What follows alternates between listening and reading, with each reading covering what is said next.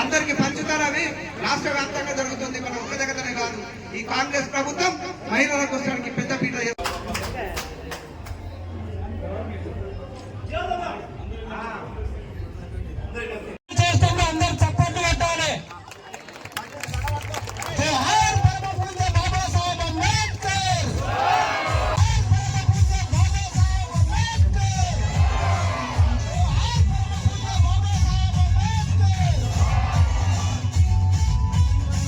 చాలా బిజీ ఉన్నా ఆమెలకు టైం ఇవ్వాలని చెప్పేసి ముఖ్య అతిథిగా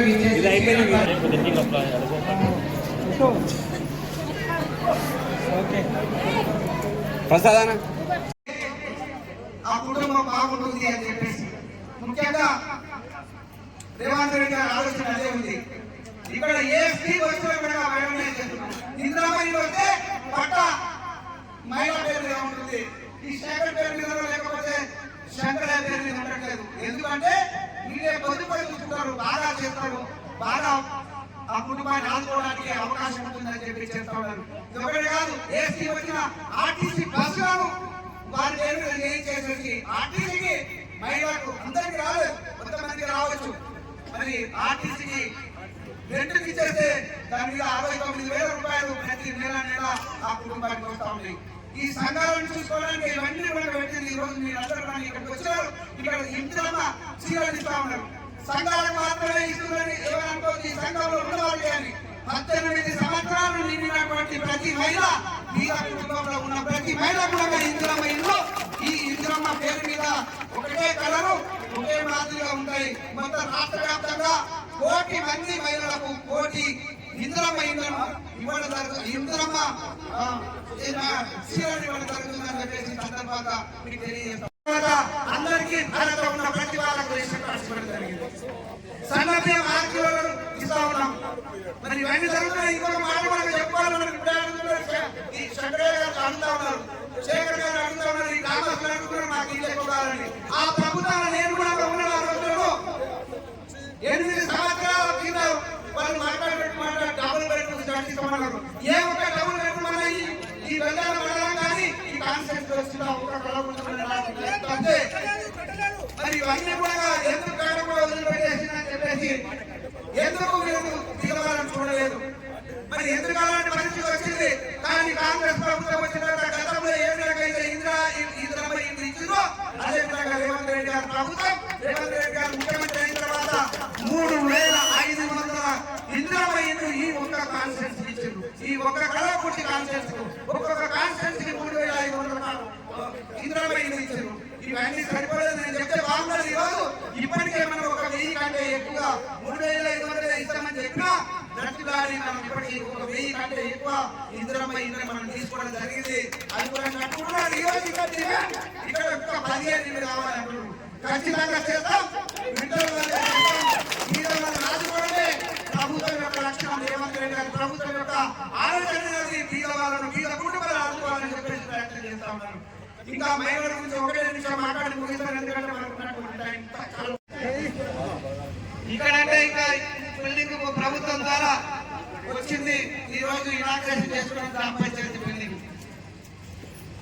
ఈ ప్రాంతం బాగుండాలి అంటే, ఈ ప్రాంత ప్రజలు సుఖంగా ఉండాలంటే కాంగ్రెస్ ప్రభుత్వం ద్వారా వచ్చేటువంటి ఈ సౌకర్యాలే కాకుండా ఇక్కడ ఉన్నటువంటి రైతులు స్వయంగా చేసుకుంటారు. వాళ్ళని కష్టజీవులు ఎన్నో బాధపడి ఆ పిల్లలు చదివించుకుంటా ఉన్నారు.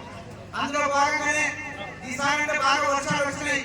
ఇప్పుడు సంజయ్ గారు చెప్తా ఉన్నారు, శ్రీశైలం ఎక్కడో 100 కిలోమీటర్ల దూరంలో ఉన్నటువంటి శ్రీశైలం ఆ కాలువ ద్వారా ఇక్కడ వరకు నీళ్ళు వచ్చినాయి. ఇక్కడ సంతోషంగా రైతులకు అంటే డ్రాట్ వచ్చిన బాగా వర్షాలు పడకుండా ఇక్కడ అంటే రైతులకు పూర్తి స్థాయిలో వ్యవసాయం చేసుకోవడానికి అవకాశం ఉంది. మంచి పంటలు కూడా పండించుకుంటున్నారు. ఈ ప్రభుత్వానికి ముఖ్యంగా గౌరవ ముఖ్యమంత్రి రేవంత్ రెడ్డి గారు ఈ ప్రాంత వాసి. మరి వారు వచ్చిన తర్వాత బట్టి గారు అంటే తమ్ముడు మరి ఆడవాళ్ళకి కొన్ని సోలార్ ఏర్పాటు చేస్తే ఆ ప్రాజెక్టు ద్వారా వచ్చిన ఆ ఊళ్ళలో ఉన్న కుటుంబాలు బాగుపడతాయని మన ముఖ్యమంత్రి కూడా ఈ సంఘాలకు ఇచ్చే కార్యక్రమం చేస్తున్నారు. అది కాకుండా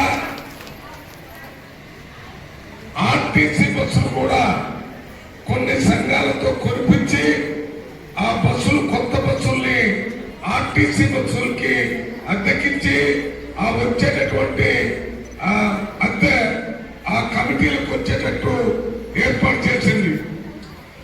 ఇవి కాకుండా త్వరలోనే గోడౌన్స్ కట్టించే దాంట్లో ప్రాముఖ్యత, అదే రకంగా పెట్రోల్ బంకులు కూడా ఈ మహిళా సంఘాలకు ఇచ్చి వారి ద్వారా వాటిని నడిపించి ఆ డబ్బు కూడా మీకే వచ్చే ఏర్పాటు చేస్తున్నారు.